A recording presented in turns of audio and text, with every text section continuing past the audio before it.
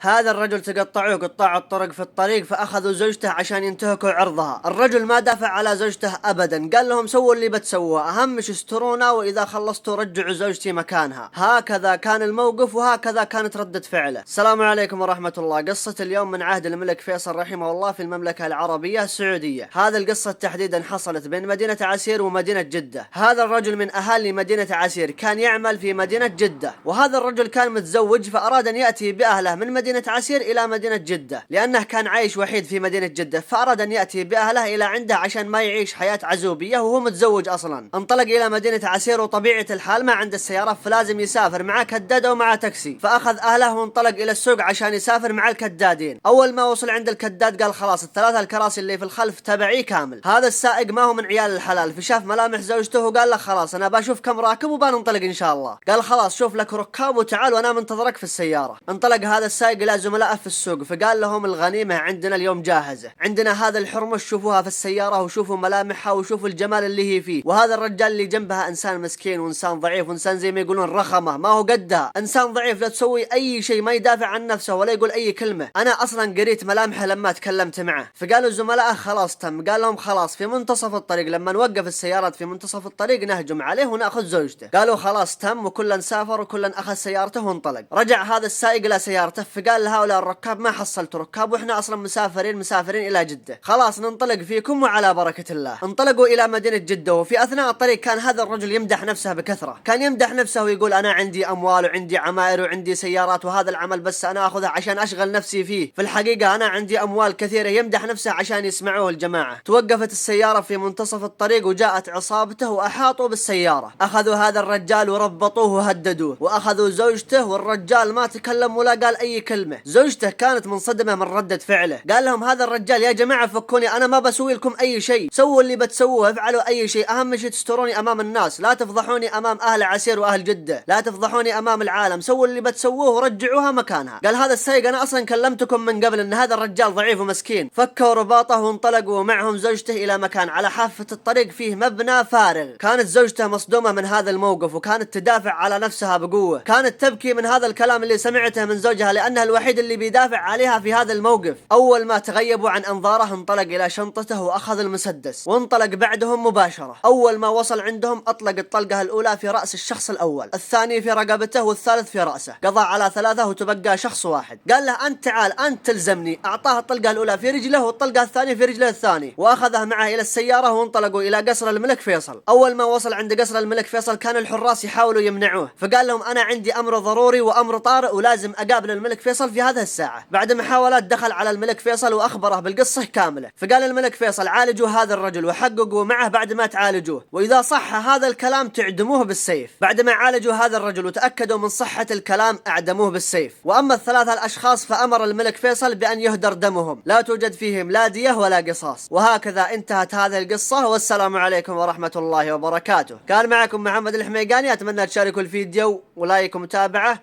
ومع السلامة.